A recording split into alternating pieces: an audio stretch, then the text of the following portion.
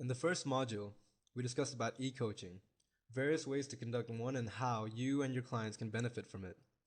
Let's now see how to plan your webinar. Planning is one of the crucial steps of the whole process.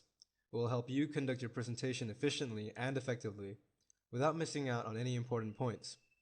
Planning will help you preempt the challenges that you might face midway through the webinar. For a start, it is necessary to decide as to what is that single most important point that you want to convey to the clients through your presentation. You may reiterate the purpose of the presentation to yourself during the planning stage. You need to sit and deliberately chalk out the plan, which will include certain critical issues, namely content of the presentation, schedule of the presentation, and resources that you will share with the clients. Once your planning is done, play it in your mind till you cover the webinar till the end. So how do you begin planning your presentation? The first point to consider is the subject matter that you want to convey, that is, the subject of your choice. But is the topic for the webinar interesting? This can be known by doing a little research. You can check out the market trends and then decide what type of content you would like for your webinar. You may be good in culinary skills or brand management, tourism or interior designing. A webinar can be prepared on anything you have knowledge in. The question is how passionate you are about sharing it with people who are willing to learn and explore. This needs to be identified, and then the next steps will follow much more smoothly, setting the right pace. Your enthusiasm will invariably reflect in your presentation in front of the clients, making your webinar more compelling. The content of the presentation needs to be with a purpose in mind. Your purpose will determine the way the presentation flows. Make sure your presentation starts with a brief introduction on the subject. It should be as short as possible. For instance, if you are making a presentation on organizational development, then the logical way to start would be to first define the concept of organizational development. You may then move on to explaining the types of organizational development interventions that are required to be taken in an organization. You must try and include some basic terminologies. That depends entirely on the capacity of your clients. What this means is you must gauge the level of knowledge that your clients have on the subject. If you don't know this aspect of your clients, forward a questionnaire before your webinar is scheduled to begin. The answers to this questionnaire will clearly tell you what your clients would like to know more about. You can then plan the content accordingly. Now you know what your clients are interested to know about. How do you start designing your presentation in view of this? This is an important question that you need to answer. Also, how are you going to start in a way that catches everyone's attention from the very beginning? You need to sit and think about this aspect deeply. The beginning should be something that is able to stir your clients from inside. Think of a beginning with a quote or an audio-visual slide which tells a humorous story, and then move on to apprise them of the benefits of the webinar. Think of this as a great experience for the participants. You can start off with the basics only if your clients are completely unaware of the subject. Ask yourself, do I understand what is important to them? This would require an understanding of the background of your clients. The answer to the questionnaire should help you out here. This will give you a fair idea of the level of awareness of your clients. There may be instances where your clients are experienced professionals and aware of the basic concept. In that case, do not dwell too much on the basics. Simply include them in your introduction of the subject. If you start discussing something which they already know, then you will not only waste their time on all the unimportant and relevant points, but also end up losing your credibility. It is very important to relate the concepts mentioned in the introduction. Imagine yourself sitting and listening to the webinar when you review the content. How does it sound to you? Think like your client. Is it comprehensive enough? If not, what is it that you can improve or modify to make better? Adding instances which your client can relate to can be one point to consider. Simply filling your presentation with information is not enough. You must elaborate on each point by giving relevant examples to make them easy to understand. Examples prove to be really impactful when they are relatable. Think of a scenario where the points are not in sequence. How will this impact the audience? Won't they get confused? Well, yes, sure they will. So, make sure that the important points are positioned in a logical manner, so that the next point builds up on the previous one. This would help you convey your core message effectively. At the same time, it will help your clients grasp the main points. The points that should be organized in a manner that allows you to elaborate and give emphasis on the most important thought or idea. Each small point should invariably lead to the focus of the presentation. Just as you begin, continue with the same tempo. The conclusion of the presentation should also be made interesting, that it provides the punch to make the final impact on the audience. If in a feedback the clients remember the points you made, then you can rest assured that your webinar has been impactful.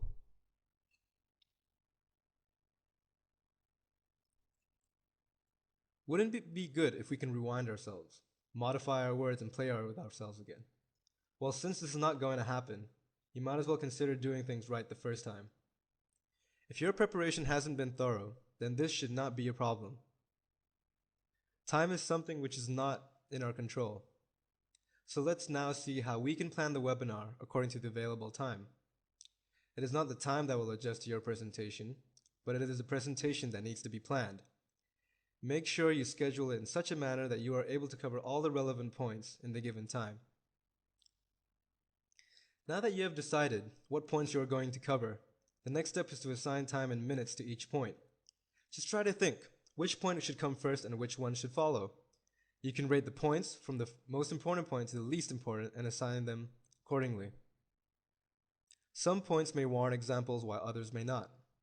You can keep examples ready for a lot of subtopics which are covered in your presentation. This will come in very handy when you are falling short of time. For instance, if someone does not understand a concept when you explained it, and you know that time is running out, then a simple example will help you in making your client understand quickly. So you think only actors require rehearsals? Well, think again. Rehearsal or practice, in other words, should be done only because you don't want to fall short of your own potential and the audience's expectations. It is a good idea to rehearse once or twice after the content of your presentation is ready. This should be done with a watch kept close by so that you can keep track of the time and change things where you think you are taking more time than required. At the same time, the presentation should not be completed before the scheduled time.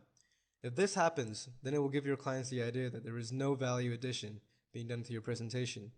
The clients may actually end up losing interest in it altogether. How is your thought process? Are some preconceived ideas on your mind about the previous set of clients? This is another checkpoint for you. Just because it took longer for the previous batch to understand a point from your presentation doesn't mean this batch is also going to take the same amount of time. It is necessary to think afresh because these clients are new and different. Rely on what the clients have shared with you about their backgrounds rather than allowing your judgments about them to prevail. The last thing you need to keep in mind about time is that the duration of your webinar should not be too long or too short. It is not necessary to cover everything about the subject in one presentation. Imagine yourself being subjected to a presentation which has been rushed. There is nothing that you would have been able to absorb. You are definitely not likely to come back to a presentation like that. Instead, you can divide it into 2 webinars if need be. This is because the attention span of a person is limited, and if the person goes on for too long, then your clients are likely to lose interest. You should be able to strike a balance between the content being shared and the time taken to share it. At the very beginning of the webinar, it is important to make each person feel that their presence is important to you. If you start the presentation with this thought in mind, then making the session interactive will be an easy job. If you're simply going to rattle on the topics one by one, then it will not register in the minds of your clients. By the end of it, they will not have learned what they had in mind. Instead, they will be frustrated. Whereas if you encourage their participation, they will feel valued and will want to contribute more. In the first 15 minutes, you will be able to recognize as to what has kept the interest of your clients till now. Use an appropriate strategy in accordance to keep their interest. You can include small, easy exercises to emphasize on points included in your presentation, or have the clients answer a questionnaire. You can ask them questions so that they start thinking on the subject deeply. If you think that the group is capable of answering difficult questions, you can ask such questions. Do not ignore anyone's questions or inputs. Appreciate the person who gives a good input or asks a good question. This will definitely help them know that their input matters. Let's consider a situation where your presentation is likely to overshoot the specified time. You can end by saying that the next topic will be covered in the next session. This is a more dignified way of ending the presentation rather than spoiling it by trying to stuff everything in the presentation just because the clients asked too many questions or because you lost track of time. Won't you feel good if you were asked about your views on the session you attended? Sure you will. So don't wait. Use the software to take a feedback of the clients and the extent to which they have benefited from it. The last 5 minutes may also be kept for a quick review of the topics discussed in the session. Their answers will indicate whether you have done any value addition or just about repeating things that the clients already knew.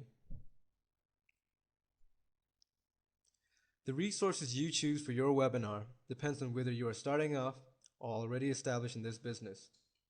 In case you don't have a website of your own, you can explore your options on a number of online conference websites. This will automatically have you registered on the website and make the invitation to your potential clients. However, in case you have a website, getting webinar software would be a good idea. Let's see how these options work. In case you decided to register with a website offering scheduling and planning services for the webinar, the clients will use the registration forms to apply for your webinar. This will be followed by automated reminders to the clients as the date of the webinar approaches. If you are completely new to it, then you can have a mock setup practice before actually registering to the website. Once this is done, go ahead and practice your presentation using the website before you deliver it for your clients. If you do not feel confident with the virtual setup immediately, you can request someone from your family or friends to act like a client and have the webinar presented to him or her. You can then ask them to give you genuine feedback on whether you are going too slow or too fast, whether you are audible, and so on. If you have a trial like this, it will be easy to identify if there are any technical glitches that need to be checked before your webinar starts. There is a facility which can be utilized to know your audience in terms of who applied first and who applied later. This will be an indicator towards their interest level. As you proceed, you will learn the way the control panel is used to interact with your clients. Similarly, each client will have the freedom to use their mic and speakers to respond to what you are presenting. Your clients will also be able to ask questions and raise their hands if they want to ask a question or share their thoughts on the point being discussed. These websites allow you to have online feedback sessions. Software is also a great option to organize and manage your webinar. The advantage here is that everything is in your control. Now let's further explore the option which the software has in order to keep your clients engaged in the topic. As mentioned earlier, the feedback taken will reveal the success of your webinar as well as the points of improvement. Once your webinar is over, you sure will be interested in knowing how the client's responses look like. Based on the responses of the clients, reports can be generated. These reports will help you to have a clear picture on the way the webinar went. Further on, you can send follow-up mails to them to know the schedule and various other details related to the next session. You can also schedule the time and date for the automatic follow-up mails to be sent to the clients. These websites will not only help you organize your webinar by lending you the resources, but also equipped to reach out to as many people as you wish to include in your webinar. Online delivery also helps you cut down costs. A limited period may be offered by the website for using these resources, and further, you can buy a plan based on your requirement.